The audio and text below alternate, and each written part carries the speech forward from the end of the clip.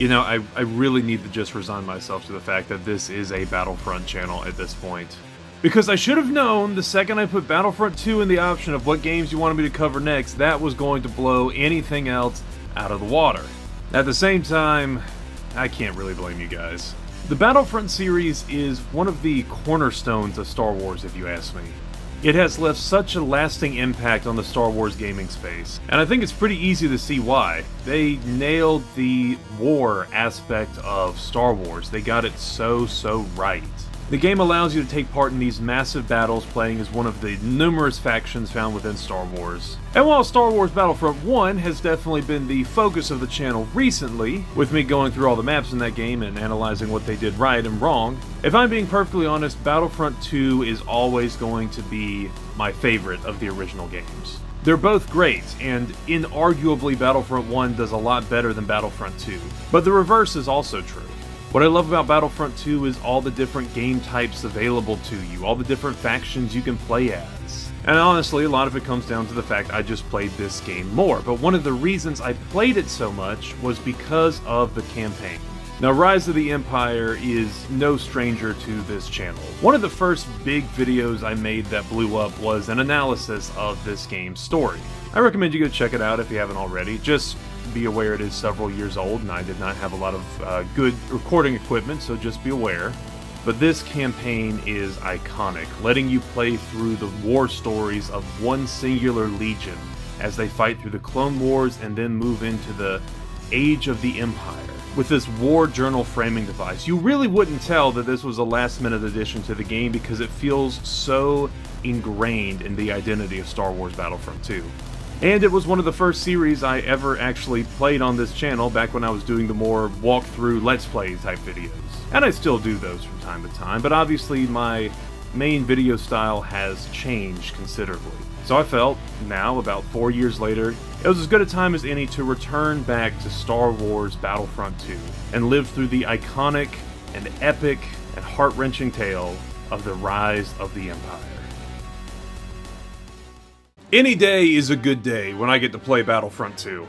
Also, I am playing this on the Classic Collection because I still feel the need to justify this purchase to myself, and I did play on the original 2005 version when I first played through this game on the channel, so call it the one thing that's different. Okay, first thing I'm gonna do, game options. I know it's gonna make virtually no difference whatsoever, but we're setting it to Elite. This game's hard difficulty, first it only has normal and Elite. Elite is nowhere near Battlefront 1's hard mode, so this is still not going to be that much of a challenge.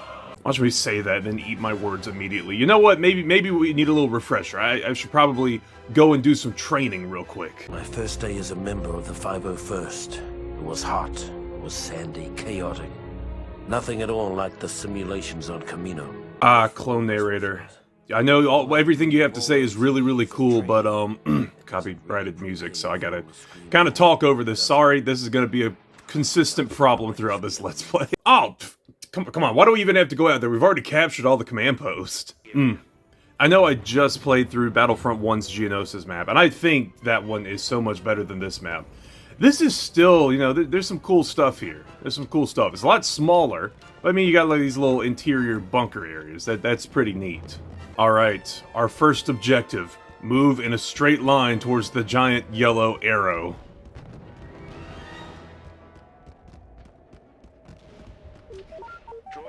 There we do. We did it. Absolute Battlefront. Do I even want it? You know what? You get the pistol. Whoa! Better watch those wrist rockets. Ooh, looks like a little loose spark plug there. I wonder, can I... Oh, that's right, I can't go prone. Apparently my suit is lightning proof, however, so I can stand right under here and... This is stupid. Yeah, I shouldn't have stood that close. That was on me. That was on me. Here, have another grenade, my way of saying, thank you.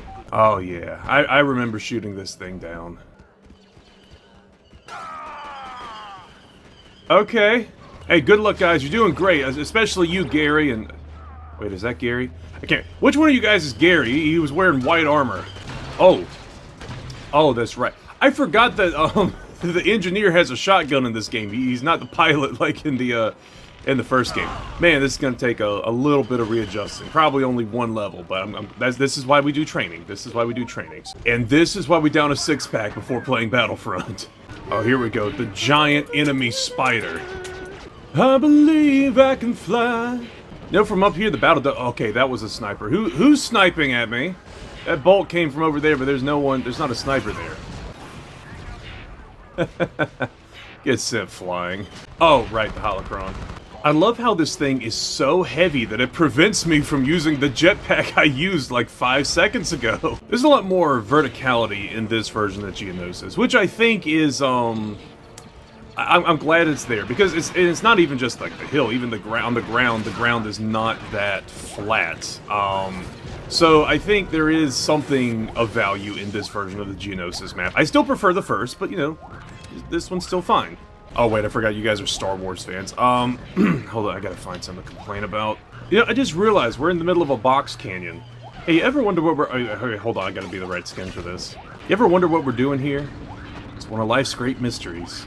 Want to know why they call it a crack shot? Because you gotta be addicted to crack to hit these shots. And brother, let me tell you, my name is Lindsay Lohan. Ooh, sniper duel, sniper duel! And you too while we're at it. Look at them, they're just standing there, talking. That's all they do, that's all they ever do. Why, yes, I will play as Mace Windu. Holy crap!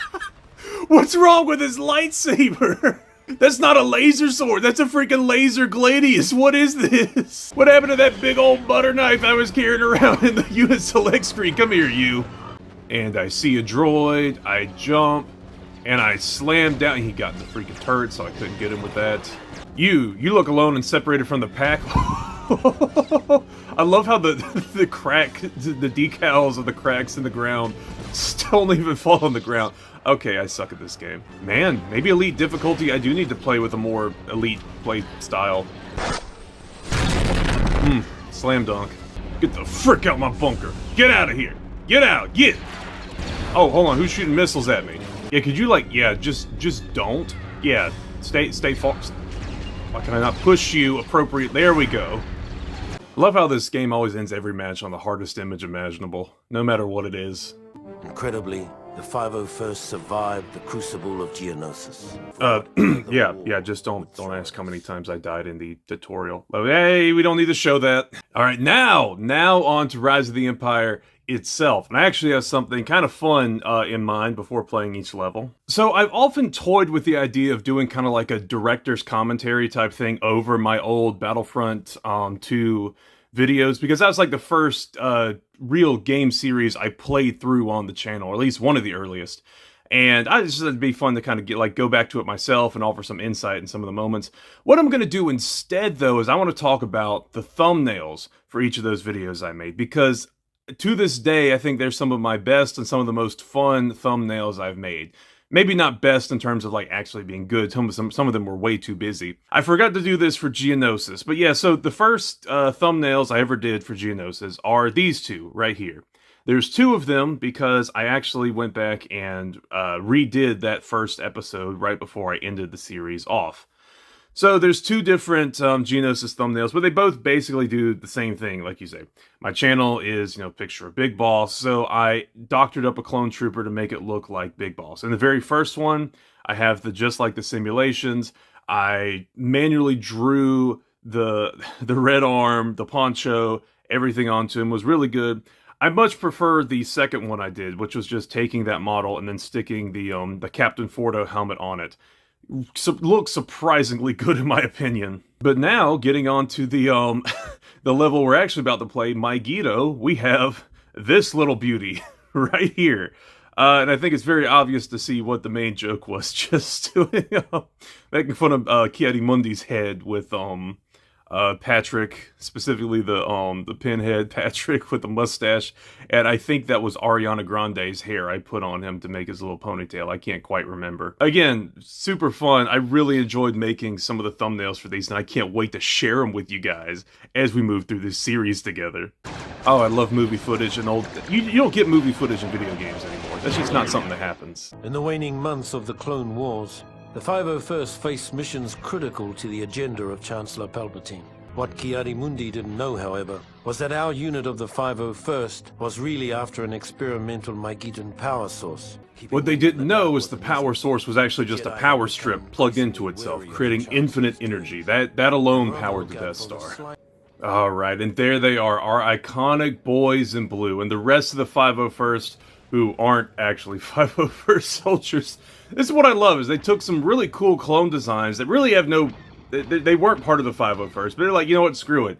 Airborne soldier? Nah, that's a sniper now. Commander Bakara, he's just the heavy unit. And this guy, you slap a toga on this guy and you got Commander Keller, one of the coolest looking clone troopers, even though I'm pretty sure he was like really not a great guy. But you know, Bakara was on Mygeeto, so we're gonna start out playing as him, even though this is a huge mistake. Nothing, and I mean nothing, just feels as iconic as Mygeeto to me. There's just something, the first level of the campaign, you always start out here, it's just... gorgeous, gorgeous planet. Then again, look at the potholes on these roads. Is this really Mygeeto, or is this just South Carolina? You know what, let's just screw the actual road. Let's just flank them on the, the giant floating sidewalk over here. Ooh, particle cannon. We're gonna have to take these out soon, so I wonder if I can just... sequence break real quick. I guess not, okay. Fine, you want me to do this in a certain order because, you know, that's how war works? Fine, we'll just take the direct approach. Look at all the little droids down there. You're nothing compared to the mortar cannon I strapped to the side of this thing. You know, I really need to thank the architect of this building for giving me clearance for an ATRT. Okay, now that I've taken the first building, will you let me, you know, do my thing? Alright, turret, I'm gonna take your world, and I'm gonna rock it. And there we go, we unlocked him, Dan Aykroyd. Gosh, why are his hands so tiny? Oh no, the droids have set up this impenetrable barrier that I can just walk around like this.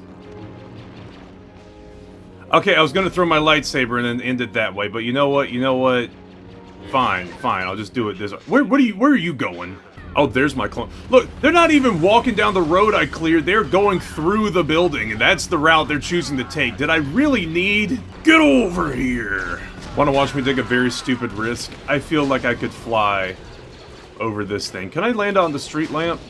I can! I fell off, but I can do it! What a nice, even, flat cloud cover that almost makes this look more like an ocean than, you know, a cumulonimbus over a bottomless platform. There's one. And there's another. Alright, let's go inside. And, oh boy, Droidicas. Oh wait, he did have his shields up. Neither of them do. Okay, yeah, just, yeah. I think they put the special Droidicas back here. These are the ones that got a couple of malfunctions. And here it is, the energy collector. Now, to remove the power source, it's a very delicate process. I call it throwing a grenade and then shoot. Yeah, that's all we need to do. Alright, men, we gotta get these crystals back to the drop zone, and... You know, I never go this way. I don't know if you can, but, like, I'm curious. This is a terrible idea since it's this hard difficulty, and I've definitely learned this game's a lot more difficult than I remember it being. But what if I just go this way? The unintended route. What, you think that's gonna stop me? Yeah, no, I'll just... Yeah, gate's gone. Oh no, more Droidicas, more... They're going right past us. You know, we can work with this. We can work with this. Come on. We're almost back. We're almost... Holy crap, I've only got 6 units left. This is... Yeah, okay, you know what? I think I underestimated how difficult Elite difficulty was going to be. Maybe it's the Classic Collection, because I don't have all of my, you know, upgrades over 20 years of playing this game. Suddenly, we realized that the Jedi could be fooled. And if they could be fooled, they could be killed. Ominous. Very, very ominous. Alright, I gotta save this as a new game. Yeah, that'll work for now. Oh gosh, Coruscant, what did they do to you? That's not what you're supposed to look like, man. Okay, genuine question real quick, because everyone on the map analysis videos keeps telling me, oh, that all the classic collection textures are actually what the PC version of the game looks like. Is this what the PC version of this game looks like? This looks horrible compared to the original Xbox version. Coruscant doesn't look like a rotting orange. It looks like Coruscant. Man, you guys really think PC is the best option, huh? For months, every hour of our downtime was spent in the simulator. But was it like the simulations? That's what I want to know. Alright, it's time! Space combat! I love space combat in this game. And it's such a wide variety of ships that let you play. Like the Arc 170, the Arc 170, the Arc 170... Hold on, every ship took off while I was doing this joke. Nope, nope, get out of it, get out of it. It's mine. It's my ship. Goodness, this really... Hold on! Wait a minute! Okay, y'all, I'm not gonna lie. Call it... You can call it me being bad at the game, I don't care. The Classic Collection... Okay.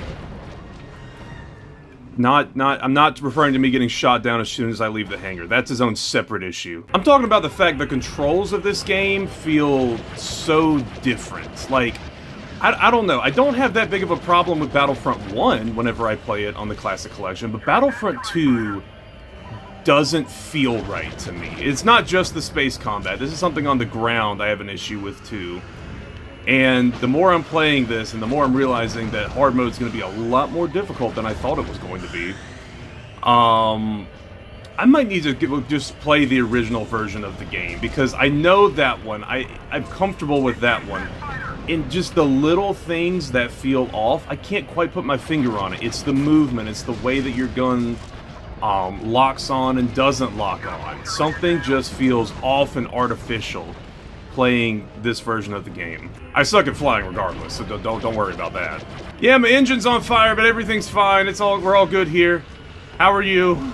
This is it, just Fox McCloud barrel roll all over the place. Can't even get a lock on these darn tri-fight vulture droids. Okay, I got him.